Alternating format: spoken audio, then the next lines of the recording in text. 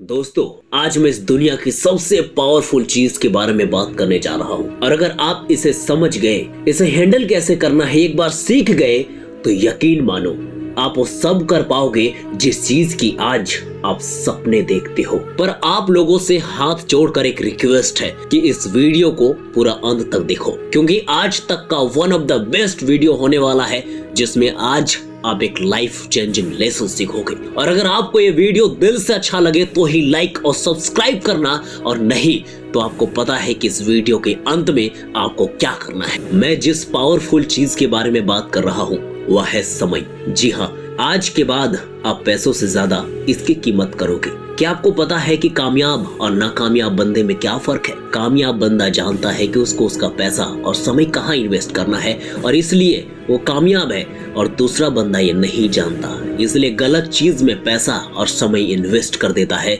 और इस वजह से वो नाकामयाब है। और हमें पैसों का इन्वेस्टमेंट तो समझ में आता है, पर ये टाइम का इन्वेस्टमेंट क्या है तो मैं आपको एक एग्जाम्पल के साथ समझाता हूँ। उसेन बोल्ट एक 100 मीटर स्पेन चैंपियन है और ये पिछले 3 ओलंपिक में केवल 115 सेकंड के लिए भागे थे और इसके लिए उन्हें $119 मिलियन मिले थे, यानी 1 सेकंड के लिए $1 मिलियन से भी ज्यादा। लेकिन इस 1 सेकंड में $1 मिलियन पाने के लिए इस बंदे ने खुद को 20 साल तक ट्रेन किया था और वो 20 साल का वक्त इनका इन्वेस्टमेंट था।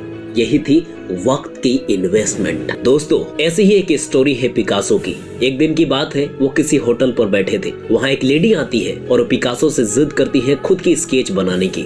इस पर पिकासो एक पेपर उठाते हैं और 2 मिनट के अंदर उस लेडी की तस्वीर बना देते हैं और उसे देते हुए कहते हैं कि मिसेस, इस स्केच की वैल्यू $1 मिलियन है। ये सुनकर लेडी हैरान हो जाती है, मार्केट जाती है। इंक्वायरी करने पर पता चलता है कि सच में उस स्केच की वैल्यू $1 मिलियन है। वो लेडी पिकासो के पास भाग कर आती है और पूछती है कि आपने सिर्फ 2 मिनट में $1 मिलियन का स्केच कैसे बना दिया? इस पर हंसते हुए पिकासो जवाब देते हैं और कहते हैं कि मैंने इस काबिलियत को पाने के लिए अपनी जिंदगी के 30 साल इन्वेस्ट किए हैं, तब जाकर ऐसे स्केच बना पाता हूँ। दोस्तों, यहाँ सीखने वाली बात यह है कि हमें अपना समय ऐसे चीजों पर इन्वेस्ट करना चाहिए जो आगे चलकर अच्छा स्टेटस दे।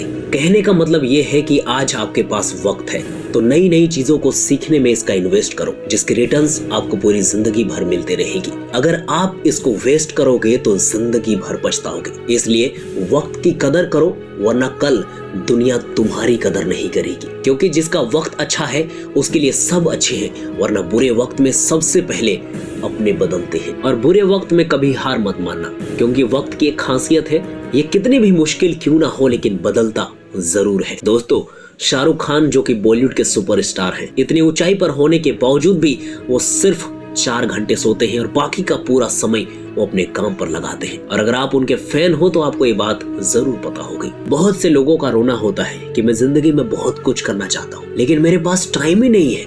एक्चुअली उनके पास टाइम की कमी नहीं, टाइम मैनेजमेंट की कमी है, क्योंकि सभी के पास 24 घंटे ही होते हैं दिन के, और इसी 24 घंटे में धीरू भाई ने रिलायंस बना दी और इसी 24 घंटे में जैक मा ने अलीबाबा बना दिया था। दोस्तों, ये वक्त बहुत बड़ी चीज है, ये आपको बना भी सकती है और बिगाड़ भी सकती है, पर ये आप पर डिपेंड करता है कि आप इसे सही चीज में इन्वेस्ट करते हो या गलत चीज में वेस्ट करते हो, क्योंकि ये उन चीजों में से है जो कभी वापस नहीं आता।